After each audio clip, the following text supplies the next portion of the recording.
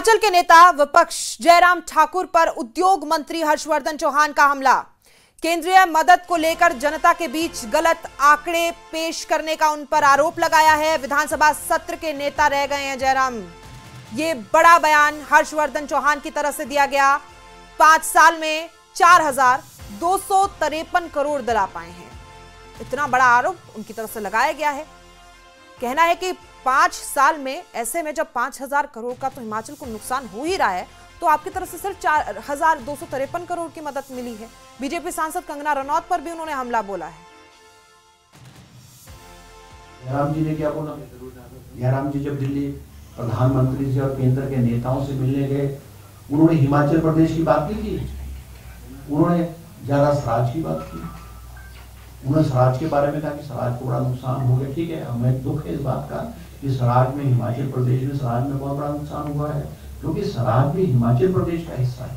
स्वराज के लोगों का भी वही हक है जो हिमाचल प्रदेश के अन्य 68 विधानसभा क्षेत्र के लोगों का। मगर एक स्टेट लेवल का नेता जो दिल्ली प्रधानमंत्री या होम मिनिस्टर से पैरवी करने जाए, वो हिमाचल प्रदेश की पैरवी ना करने के बजाय जो है वो अपने विधानसभा चुनाव क्षेत्र की पैरवी कर ले, तो मैं ये समझता हूँ कि वो नेता का दर्जा जो है वो स्टेट लेवल लीडर नहीं होना चाहिए, वो तो कॉन्स्टिट्यूंसी लेवल का लीडर जो है वो होना चाहिए। तो इस प्रकार की इस आपदा की घड़ी में अगर हम इस तरह की बातें करें, मुझे लगता है वो हिमाचल प्रदेश के हित में नहीं होगा।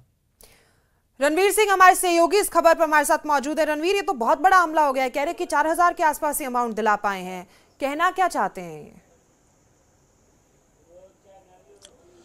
जी हाँ, देखिए, जब से हिमाचल प्रदेश में आपदा आई है उसमें आपने देखा होगा कि भाजपा के जो नेता हैं, नेता प्रतिपक्ष से लेकर अन्य जो नेता हैं, अब सांसद कंगना रनौत का नाम भी उसमें जुड़ गया है, लगातार ये कह रहे हैं कि राज्य सरकार की ओर से ज़्यादा कुछ इसमें किया नहीं गया, जबकि मदद जो है केंद्र सरकार की तरफ से हो रही है और केंद्रीय एजेंसियां लगातार आपदा में राहत और बचाव कार्यों में भी नजर आई। इसी का जवाब देने के लिए आज प्रेस कॉन्फ्रेंस यहां पर जो उद्योग मंत्री हैं हर्षवर्धन चौहान, उनकी तरफ से रखी गई थी। बड़ी बात उन्होंने ये कही, आंकड़े उन्होंने गिनवाए हैं। उन्होंने ये कहा है कि ये आंकड़ा जो केंद्र सरकार की तरफ से आपदा के लिए जो मदद आती है 2021 से लेकर 2025 तक, अब तक केवल 4,253 करोड़ की मदद आई है। ये एनडीआरएफ, एसडीआरएफ और एसडीएमएफ के तहत जो राशि आती है हर राज्यों को, ये हिमाचल का हिस्सा है, कोई अतिरिक्त मदद नहीं रणवीर, ये बताइए, तो ये उस अमाउंट की बात कर रहे हैं क्या जो भी प्रधानमंत्री नरेंद्र मोदी हिमाचल आए थे और उसके बाद जो 5,000 करोड़ की सहायता राशि वो देकर गए हैं, उन्होंने इसे भी इसमें बीच में इंक्लूड कर लिया है? देखिए, इसमें भी उन्होंने ये कहा है कि प्रधानमंत्री के दौरे का उन्होंने स्वागत किया है और साथ में निशाना भी साधा है कि 2023 में 10,000 करोड़ से ज़्यादा की नुकसान हिमाचल प्रदेश को हुआ था, लेकिन उसके एवज में जो राशि आती है 2023 की जो मदद की जो राशि है वो 2,006 करोड़ अभी 2025 में आती है। और प्रधानमंत्री की तरफ से जो ऐलान किया गया है उसको लेकर उन्होंने ये कहा है कि अभी प्रधानमंत्री की तरफ से जो घोषणा की गई है 1,500 करोड़ की, उसमें भी ये स्पष्ट नहीं है कि क्या वो जो है स्कीम बेस्ड आएगा या वो एक मुश्त आएगी। बड़ी बात इसमें यह कि केंद्रीय मंत्री भी हिमाचल में जगह जगह दौरा कर रहे हैं, आपदा प्रभावित इलाकों का दौरा कर रहे हैं, प्रभावितों से मिल रहे हैं, और जो निशाना साधा जा रहा है उसका जवाब हर्षवर्धन चौहान ने दिया है। और वो ये भी कह रहे हैं कि हम तो आंकड़ों के साथ ये कह रहे हैं कि इस मद में केंद्र सरकार ने 2021 से अब तक ये मदद दी है और ये वो आंकड़ा है जो हर राज्य को मिलता है, कोई अतिरिक्त मदद नहीं की। एक बड़ा आरोप उन्होंने ये लगाया है कि जयराम ठाकुर जब दिल्ली गए थे, जब आपने तस्वीरें भी देखी होगी कि किस तरह से वो केंद्रीय मंत्रियों से मिले थे, उन्होंने ये कहा कि उन्होंने केवल स्वराज की बात की, तो ये बताता है कि जयराम ठाकुर केवल एक विधानसभा क्षेत्र की बात कर रहे हैं। तो उन्होंने तंज कसा है कि वो एक विधानसभा क्षेत्र के ही नेता रह गए, जबकि वो बड़े कद के नेता हैं, पूर्व में सवाल और करना चाहूंगी पूरे हिमाचल की बात जल्दी से। उद्योग मंत्री हैं हर्षवर्धन चौहान, मैं अगर हो सकता है अपनी जगह गलत हूं, क्या कोई ऐसी तस्वीरें सामने आई थी जो आपदा झेल रहा है हिमाचल प्रदेश की, ये प्रभावितों से मिले हो, इन्होंने मुलाकात की हो, या उद्योग मंत्री हैं तो इंडस्ट्री को बहुत नुकसान हुआ ऐसी आपदा में, इनकी तरफ से कोई मदद दी गई हो? इल्जाम लगाना तो बेहद आसान है, हालांकि आरोप प्रत्यारोप का दौर हम देखते हैं चलता रहता है। प्रिया, देखिए, राजनीतिक दलों में जो है बयानबाजी होना, एक दूसरे पर जो है वार पलटपार करना स्वाभाविक बात है, लेकिन इसमें भी कोई दो राय नहीं है कि हिमाचल सरकार जो है अपने संसाधनों से जो है जो घोषणा की है, जो अमाउंट बढ़ाया है, इसमें भी कोई दो राय नहीं है कि बहुत बड़ी एक घोषणा की गई है राज्य सरकार की तरफ से, और राज्य सरकार के जो तमाम मंत्री हैं अपने अपने क्षेत्र में ज़रूर प्रभावितों के बीच मदद करते हुए देखे गए हैं। पैदल चलते हुए हर्षवर्धन चौहान भी हमें नजर आए हैं, बहुत सारे नेता हमने देखे, मंत्री देखे। तो ये जो वार पलटवार है वो तो चलता रहेगा, लेकिन इतना जरूर है कि राज्य सरकार ने अपने संसाधनों में, अपने बजट में कट लगाकर जो घोषणा की है, इससे पहले जो रिलीफ मैनुअल होता था उसमें बड़ा बदलाव किया है। जहां किसी घर के क्षतिग्रस्त होने पर, पूरी तरह से क्षतिग्रस्त होने पर 1 लाख रुपए मिलता था, उसे 7 लाख रुपए किया गया है। तो बड़ी बात इसमें यह है कि ये देखना जरूरी है कि जो घोषणा राज्य सरकार ने की है, प्रभावितों तक वो मदद मिली है या नहीं मिली है। लेकिन पर उसकी जांच होनी भी बेहद जरूरी है। हालांकि बहुत अच्छा कदम उनकी तरफ से उठाया गया, अगर 1 लाख की जगह 7 लाख की मदद दी जा रही है, और आगे भी इनकी तरह से, क्योंकि हिमाचल को बेहद जरूरत है केंद्र सरकार की मदद की भी और राज्य सरकार की भी। अक्सर ऐसे मौसम में बहुत नुकसान हिमाचल में हम देखते हैं। फिलहाल आपकी इसकी जानकारी के लिए बहुत बहुत शुक्रिया। तो आपको बता दें कि ये आरोप उनकी तरफ से लगाया गया है। फिलहाल आगे क्या होना है इस पर हमारी नजर लगातार बनी हुई है। वक्त छोटे से ब्रेक, आप देखते रहिए न्यूज़ 18।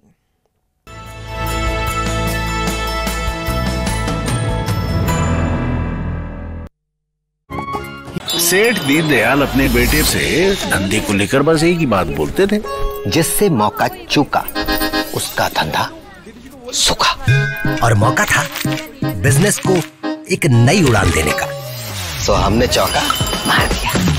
न्यूज़ 18 जम्मू कश्मीर, लद्दाख, हिमाचल जैसे चैनल के साथ अपने ब्रांड को जोड़ने के लिए advice.nw18.com पर लॉगिन किया और डिटेल्स भरते ही एडवाइस की तरफ से मिला तुरंत कॉल बैक। यही है मौका, मार दो चौका।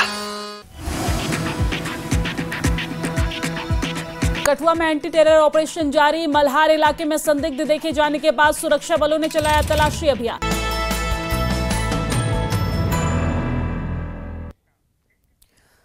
लद्दाख महोत्सव के पहले दिन ले जामा मस्जिद के पास स्थित एक पुरानी इमारत अचानक ढह जाती है, जिसे स्थानीय दुकान के मालिक और प्रत्यक्षदर्शी उज्जैब बाबा ने बताया है कि महोत्सव के दौरान बज रहे तेज संगीत की कंपन के कारण ये भयावह हादसा हुआ।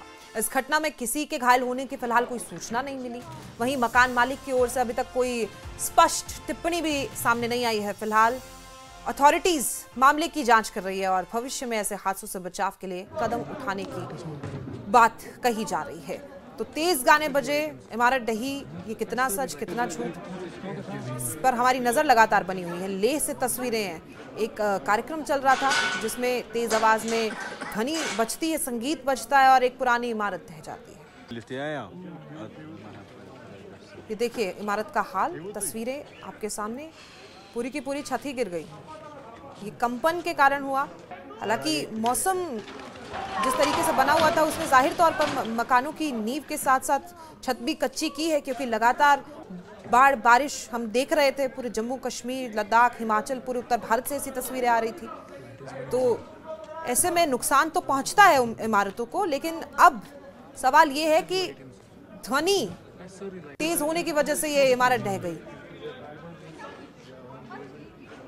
न्यूज़ 18 के व्यूअर्स को जूलिया नमस्कार, मैं मुरुख तंजिन। आपको बता दूं लेह में एक जो हादसा हुआ जिसमें लद्दाख फेस्टिवल की जो कल्चर प्रोग्राम चल रहा था 2 दिन पहले, यहाँ पर इवनिंग, यहाँ पर आपके मेरे पीछे देख रहा होगा आप स्टेज, यहाँ पर कल्चर प्रोग्राम चल रहा था इवनिंग, जो लद्दाख फेस्टिवल के फर्स्ट डे के दिन।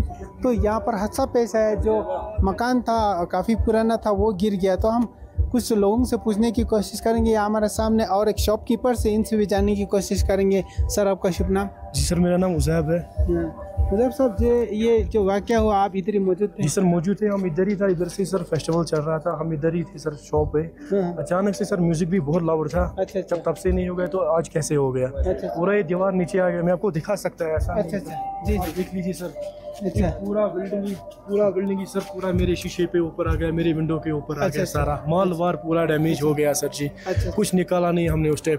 आप देख लीजिए, आप इधर कैमरामैन से मैं बोलना चाहता हूँ, आप इधर दिखा सकते हैं पूरा बोर्ड शोर लाइटिंग वाइटिंग पूरा खत्म है सर। हमारा इसमें सामान लगा के था पूरा, हमने कुछ नहीं निकाला सर, ऐसा नहीं है। पूरा डैमेज। अभी मैंने कल शीशा इसमें खुद लगाया, आप इधर किसी से भी पूछ सकते हैं, ऐसा नहीं है सर। पूरा इधर सामान नीचे लगा के था, पूरा डैमेज हो गया सर, हमने कुछ निकाला नहीं उस टाइम पुलिस भी इधर था, ऐसा नहीं है हम झूठ बोलेगा कि पैसा सबके पास, ऐसा नहीं है। मगर कोई हमारे पास आया नहीं इधर बोलने के लिए एटलीस्ट आप कैसा है, जान बच गया, जान है सब कुछ है, मगर सर कोई नहीं आया हमको इधर पूछने के लिए। कोई तो आ सकता है इधर, या इनका जो ऑर्गेनाइजर है वो आना चाहिए इधर, भैया आप ठीक है, पैसा वैसा की बात नहीं है, मगर एटलीस्ट उनको बोलना था आप ठीक है। मेरे को इधर 1-2 लाख रुपया नुकसान हो गया, मगर मैं वो बात बोलना नहीं चाहता हूँ। मगर नुकसान हो गया, एटलीस्ट उनको आना था इधर सर जी। इतना बड़ा डैमेज हो गया इधर। तो आपको चोट नहीं आया? आप यहाँ थे? नहीं सर, शुक्र अल्लाह का हम बच गया सर। हम थोड़ा इधर ही था तो उस टाइम में पैर पे थोड़ा आ गया वो पत्थर वत्थर सर। उस टाइम फिर पुलिस भी है, उन्होंने थोड़ा मदद इधर किया, फिर उसके बाद सर कोई नहीं आया हमारे पास। तो थोड़ा भगदड़ भी मच गया होगा उस दिन जब यहाँ ये जो हुआ था? हाँ, वो म्यूजिक तो कंटिन्यू उसके बाद भी चल रहा था, कोई स्टॉप नहीं हो गया, म्यूजिक कंटिन्यू चल रहा था। फिर जब 10 बजे रोज़ ख़त्म होता है, उसके बाद फिर म्यूजिक 10 बजे ख़त्म हो गया। यहाँ से पूरा पुलिस ने बंद किया था ये एरिया, फिर मैंने भी बंद किया तो सर गए उस टाइम। आखिर में आप एडमिनिस्ट्रेशन से कुछ अपील करना चाहेंगे? आपकी हम जो अपील करना चाहते हैं, आप देख लीजिए सर, आप हमारी दुकानें देख लीजिए, आप आइए थोड़ा नज़र देख लीजिए सर। वही सर हमारी गुजारिश है, एडमिनिस्ट्रेशन से आइए थोड़ा नज़र।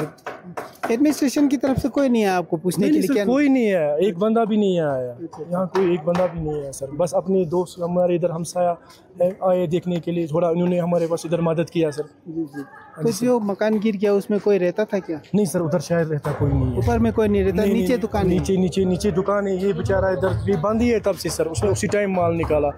ये उधर जो बेचता है सर, सेकंड हैंड रेडीमेड का शॉप है सर। हाँ, उस टाइम सामान सर पूरा खत्म उसी टाइम निकाला सर, इसका पूरा अंदर ही नीचे ही आ गया सर। जी तो लोग आरोप लगाते हुए नजर आ रहे हैं, जिनसे हमारे संवाददाता ने बात की है कि कोई प्रशासन की तरफ से यहाँ पर मदद नहीं मिल पाई है। पुलिस आई थी एक दफा, तस्वीरें देखिए किस तरीके से म्यूजिक हम सुन सकते हैं वो धमक, और उसके बाद अचानक से ये दीवार ऊपर की छत गिर जाती है और साइड की दीवार भी हम सामने से जो दीवार दिख रही है, हालांकि हमने देखा तस्वीरों में कि नीचे दुकान है और उसके ऊपर की दीवार गिर जाती है।